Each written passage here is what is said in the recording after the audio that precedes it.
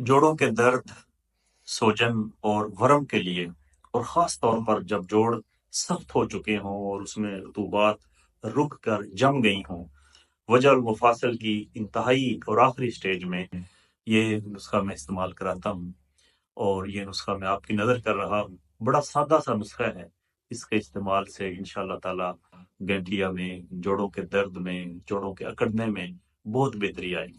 بہت سادہ سا نسخہ ہے، صرف 3 چیزیں ہیں اور عام اور معمولی سی چیزیں ہیں۔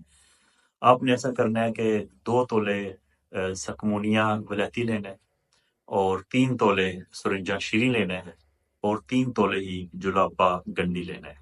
یہ تینوں چیزیں آپ کو کسی بھی عام سے پنساری سے مل جائیں گی۔ یہ تینوں چیزیں لے کر آپ ان کو پیس کر سفوف بنا لیں، اور اچھی طرح پیسنے کے بعد 500 mg کیپسول اس میں یہ بھر کے رکھ لیں۔